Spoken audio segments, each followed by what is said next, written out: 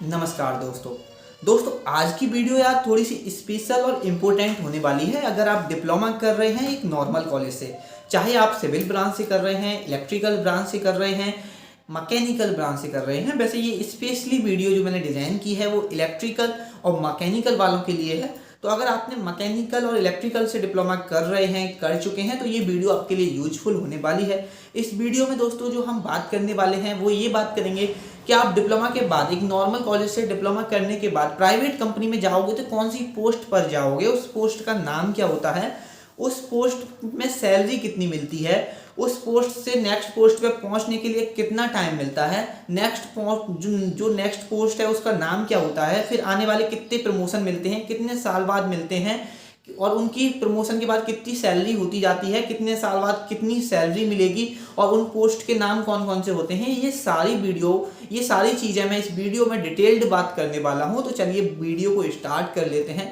उससे पहले यार एक छोटी सी रिक्वेस्ट है, अभी तक आपने ये चैनल सब्सक्राइब नहीं किया है प्लीज़ सब्सक्राइब कर लीजिए, नोटिफिकेशन बेल आइकन ऑन कर लीजिए ताकि आपको हर वीडियो की लेटेस्ट नोटिफिकेशन मिलेगी सबसे पहले। मैं आपको एक चीज़ और बता देता हूँ, इस चैनल पर मैं इंजीनियरिंग से रिलेटेड वीडियो अपलोड करता हूँ जो आपके लिए हेल्पफुल रहती हैं। दोस्तों ये एक रीज़न है चैनल को सब्सक्राइब करने का, जो आपको लिए बहुत ज़्यादा यूजफुल होती हैं, ऐसी ही वीडियो मैं अपलोड करता हूँ। तो हम बात कर लेते हैं कि अगर आप डिप्लोमा कर रहे हैं या कर चुके हैं तो आप किस पोस्ट पर प्राइवेट कंपनी में जाते हैं। भाई देखो, मैं ज़्यादा बड़ी कॉलेज की बात नहीं कर रहा हूँ, मैं एक नॉर्मल कॉलेज की बात कर रहा हूँ, ठीक है। अगर आप एक नॉर्मल कॉलेज से डिप्लोमा करके प्राइवेट कंपनी में जाते हो तो जो प्राइवेट कंपनी आपको हायर करती है वो एज अ डीईटी की पोस्ट पर हायर करती है। डीईटी का मतलब भाई होता है डिप्लोमा इंजीनियर ट्रेनिंग, मतलब आपकी पोस्ट डीईटी के, आप एज अ डीईटी हायर किए जाते हो डीईटी की पोस्ट पर। और दोस्तों जो आपकी सैलरी होती है यार वो 12,000 रुपये से स्टार्टिंग होती है। 11 मतलब 12,000 मैंने एक तरह से आपका कह सकते हैं कि एक एवरेज लिया है। आपका हो सकता है यार, बहुत सारे लोगों का 10,000 11,000 में भी होता है, कुछ कंपनी 9,000 रुपये में भी हायर करती हैं, कुछ कंपनी 15,000 में 16,000 में भी हायर करती हैं। इसलिए मैंने एक एवरेज लिया। नॉर्मल मैक्सिमम कंपनी 12 के समथिंग हायर करती हैं डीईटी की पोस्ट पर। तो दोस्तों ये आपको समझ में आ गया। अब आपको किसी भी कंपनी में डीईटी की पोस्ट पे 2 साल काम कराया जाता है। अब भाई अगर हम डीईटी की पोस्ट पर आपको लाइन पर रहकर काम करना होता है, आप चाहे मेंटेनेंस डिपार्टमेंट में जा रहे हो, प्रोडक्शन डिपार्टमेंट में जा रहे हो, या किसी अदर डिपार्टमेंट में जा रहे हो, आप इस चीज़ को कनेक्ट कर लेना। और भाई आप 2 साल बाद आपका प्रमोशन होता है उस कंपनी के अंदर, और डीईटी की पोस्ट से जो आपका प्रमोशन होता है भाई वो एज अ असिस्टेंट इंजीनियर होता है। और भाई क्या अब आपका एक डाउट आ सकता है कि जो 2 साल हैं उन 2 साल में भी मेरी कुछ प्रॉफिट, मतलब 2 साल में भी मेरी कुछ सैलरी बढ़ेगी। तो भाई यहाँ पर मैं बता देता हूँ, मोस्टली कंपनी में ऐसा होता है कि हर 1 साल बाद पैसे बढ़ते हैं। कोई कंपनी 2,000 बढ़ाती है, कोई कंपनी 2,500 बढ़ाती है। It's depend on, totally depend on companies. मैं किसी का एकदम फिक्स्ड नहीं बता सकता। मैंने एक देखो, बहुत सारे दोस्त हैं मेरे जो कंपनियों में काम कर रहे हैं, डिप्लोमा के बाद काम कर रहे हैं, जिनसे मेरी बातें होती हैं, बीटेक के बाद भी काम कर रहे हैं। एक बंदा है जिसकी सैलरी 1 साल में 2,000 रुपये बढ़ी थी, एक बंदा ऐसा था जिसकी 2,500 रुपये बढ़ी थी, एक बंदा ऐसा था 3,000 भी बढ़ी थी, लेकिन मोस्टली 2,000 रुपये मैक्सिमम बढ़ने देखने को मिलती है। इसलिए मैं इस वीडियो में 2,000 रुपये बता रहा हूँ। तो आप डीईटी की पोस्ट पे भी 2 साल काम करोगे, लेकिन ऐसा नहीं है कि 2 साल तक आप अगर 12,000 में रिक्रूट किए गए हो तो 12,000 ही रहेगी। 1 साल बाद आपकी सैलरी 2 से लेकर 2,500 3,000 तक बढ़ सकती है। अब अगर मैं बात करूं डीईटी के बाद जो आप प्रमोट होंगे, 2 साल बाद जो आप प्रमोट होंगे, तो आपका प्रमोशन किस पोस्ट पर होगा, तो भाई वो आपका प्रमोशन जो होगा वो एज अ असिस्टेंट इंजीनियर होगा। और एक असिस्टेंट इंजीनियर की अगर मैं एक एवरेज सैलरी की बात करूं तो भाई 16,000 होती है। वैसे भी 16,000 हो जाएगी, जैसे कि आप 12,000 पे स्टार्टिंग की आपने डीईटी की पोस्ट से, 14,000 पहली साल में, दूसरी साल में 16,000, तो 16,000 आपकी वैसे भी होने वाली है। और आपकी पोस्ट फिर प्रमोट हो जाते हैं, आप असिस्टेंट इंजीनियर हो जाते हैं। भाई असिस्टेंट इंजीनियर का काम अगर मैं आपको बताऊं, असिस्टेंट इंजीनियर का काम क्या होता है, एक असिस्टेंट इंजीनियर के अंदर कम से कम 7-8 डीईटी आते हैं। जो आप डीईटी जिस पोस्ट पर आप थे डीईटी, आप एक असिस्टेंट इंजीनियर के अंडर आते थे। अब अगर आप असिस्टेंट इंजीनियर बन जाओगे तो आपके अंडर कम से कम 7-8 लोग ऐसे आएंगे डीईटी, जिनको आपको काम कराना है उन लोगों से, ठीक है। उनकी सारी जिम्मेदारी, वो कितना प्रोडक्शन कर रहे हैं, ये सारा कंपनी उनसे नहीं पूछेगी, आपसे पूछेगी। आप पर इंचार्ज होगा, आप ही वो उन लोगों से काम कराएंगे। अगर कोई एब्सेंट है, कोई काम पूरा नहीं हो रहा है, तो उसकी रेस्पॉन्सिबिलिटी एक असिस्टेंट इंजीनियर की होती है। और इसकी सैलरी 16,000 से लेकर 20,000 तक हो सकती है। ठीक है, मैंने एक एवरेज बता रहा हूँ भाई, एक्यूरेट एकदम बिल्कुल मत समझना कि 16 ही मिलेगी, ज़्यादा भी मिलती है लोगों को, 20,000 रुपये भी मिलते हैं, लेकिन मोस्टली लोगों को जो देखने को मिला है मैं वो आपको बता रहा हूँ।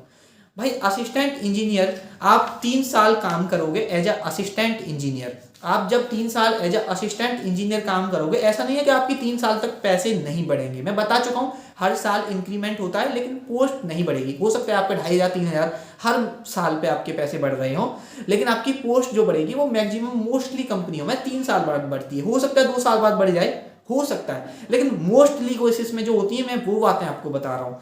तो मोस्टली केसेस में क्या होता है, 3 साल कम से कम असिस्टेंट इंजीनियर से इंजीनियर बनने में लगती हैं। और भाई एक इंजीनियर की सैलरी जो आपकी, अगर मैं एक इंजीनियर की सैलरी की बात करूँ तो इंजीनियर की सैलरी मिनिमम 30,000 रुपये होती है। अगर आप एक अच्छा काम कर रहे हैं तो आप 3 साल के अंदर 16,000 से 3 साल के अंदर 30,000 कब आप अचीव कर सकते हो। तो आप 30,000 आपकी एज अ इंजीनियर मिलेगी जब आप इंजीनियर बन जाओगे। अब भाई इंजीनियर का काम क्या होता है, देखो जैसा कि मैंने बताया, आप एक असिस्टेंट इंजीनियर थे, आपके अंडर आते थे डीईटी। अब भाई जो इंजीनियर होता है उसके अंडर आते हैं असिस्टेंट इंजीनियर, उसके 7-8 असिस्टेंट इंजीनियर आते हैं, वो हैंडल करता है असिस्टेंट इंजीनियर को। जैसे अगर आप असिस्टेंट इंजीनियर हो तो आप इंजीनियर के अंडर में आते हो, जब आप इंजीनियर बन जाओगे तो आपके अंडर में असिस्टेंट इंजीनियर आएगा, और असिस्टेंट इंजीनियर के अंदर भाई डीईटी वाले आएंगे। तो ये चीज़ें आपकी समझ में आ गए होंगे। और ऐसा नहीं है कि 30,000 ही आपको मिले, आपका परफॉर्मेंस अच्छा हुआ, आपके अंदर स्किल्स हैं, तो आपको 40,000 तक भी लोग अचीव कर लेते हैं। तो अगर मैं बात करूं, अगर आप 12,000 से शुरुआत करते हैं तो 5 साल के अंदर भाई आप 30,000 आराम से कमा रहे होंगे, आराम से ले रहे होंगे प्राइवेट कंपनी के अंदर। और मैक्सिमम भी ले सकते हैं, मतलब 40,000 भी ले सकते हैं, वो आपकी टोटली डिपेंड करता है व्हाट आपकी परफॉर्मेंस कितनी है, कैसी है। ठीक है, अब भाई असिस्टेंट इंजीनियर के बाद आप इंजीनियर बन चुके हो, फिर देखो कंपनी का एक शेड्यूल रहता है। जब आप एक बार इंजीनियर बन जाते हो, कंपनी आपके हर साल पैसे बढ़ाती है, लेकिन आपको प्रमोशन नहीं मिलता है, मतलब पोस्ट प्रमोशन नहीं मिलता, सैलरी प्रमोशन या जिसको आप इंक्रीमेंट बोलते हो वो होती है, लेकिन आपको पोस्ट प्रमोशन नहीं मिलते हैं, क्योंकि आपको इंजीनियर से सीनियर इंजीनियर की पोस्ट आती है। फिर सीनियर इंजीनियर बनने में भाई टाइम लगता है, 3-4 साल आपको एज ए इंजीनियर काम करना है, 4-5 साल अगर आप एक ही कंपनी में हो। बहुत सारे लोग क्या करते हैं, 5 साल बाद कंपनी स्विच करते हैं। कंपनी स्विच करने का मतलब ये होता है कि उन्हें दूसरी कंपनी अच्छा पैकेज दे रही है। मोस्टली लोग मैंने ऐसे देखे हैं, ये 5 साल एक कंपनी में काम करते हैं, 5 साल बाद कंपनी को स्विच करते हैं। तो आप भी कंपनी स्विच कर सकते हो, ऐसी कोई दिक्कत नहीं है। अगर आपको कोई दूसरी कंपनी अच्छा ऑफर कर रही है तो आप उस कंपनी में जा सकते हो, आपको एज अ सीनियर इंजीनियर की पोस्ट मिल रही है, वहाँ जा सकते हो। एक कंपनी में अगर आप काम कर रहे हो तो वो आपके इंक्रीमेंट करते हैं, लेकिन आपकी पोस्ट इतनी जल्दी प्रमोट नहीं होती है। लेकिन आप इंजीनियर के बाद में पोस्ट की बात करूँ तो सीनियर इंजीनियर बनते हैं। और भाई अगर मैं एक सीनियर इंजीनियर की बात करूं तो 50,000 रुपये आराम से एक सीनियर इंजीनियर को, 50 से लेकर 60,000 रुपये मिल रहे होते हैं सीनियर इंजीनियर को। और सीनियर इंजीनियर के अंडर वही इंजीनियर आते हैं, और ऐसे ही आपके आगे 2-3 पोस्ट होती हैं, लेकिन मैक्सिमम सीनियर इंजीनियर के बाद प्रमोशन लेना थोड़ा डिफिकल्ट होता है, क्योंकि सीनियर इंजीनियर के बाद आपके मैनेजर वगैरह की पोस्ट होती हैं, जैसे कि असिस्टेंट मैनेजर, डिप्टी मैनेजर, फिर उसके बाद मैनेजर आता है। तो इन पोस्ट पर कंपनी, मतलब ये कंपनी में बहुत कम लोग होते हैं, मतलब मैनेजर है, अब 10 मैनेजर तो होंगे नहीं, डिप्टी मैनेजर ज़्यादा हो सकते हैं, लेकिन मैनेजर तो एक ही बंदा होगा। तो यहाँ तक पहुँचने में एक तो इंसान को टाइम बहुत लगता है। अगर आप मैनेजर बन जाओगे तो मैनेजर की सैलरी भाई 1.5 लाख रुपये की समथिंग होती है। तो ये प्रमोशन होते हैं, जैसे डीईटी जाओगे, असिस्टेंट इंजीनियर, सीनियर इंजीनियर, और आप सीनियर इंजीनियर के बाद फिर डिप्टी मैनेजर, फिर आप डिप्टी मैनेजर से आगे मैनेजर बनोगे, असिस्टेंट मैनेजर बनते हैं पहले। तो भाई ये पोस्ट होती हैं, और आप अगर एक मैनेजर की बात करूँ तो 1.5 लाख रुपए मिल रहे होते हैं, और 10-15 साल में आप ये अचीव भी कर सकते हो अगर आप अच्छे से मेहनत कर रहे हो, तो कंपनी को अच्छे से टाइम दे रहे हो। ठीक है, तो ये पोस्ट हैं, ये काम है इन लोगों का, जो मैंने बता दिया कि इस पोस्ट का कोई क्या काम है। और भाई अगर आपको इंजीनियरिंग से रिलेटेड और कोई डाउट है तो यार आप नीचे इस वीडियो के कमेंट कर सकते हो, मैं उसका रिप्लाई जरूर करता हूँ। या आप, मुझे ऐसा लगेगा कि यार इस टॉपिक पे मुझे वीडियो बनानी चाहिए तो मैं वीडियो बनाऊंगा।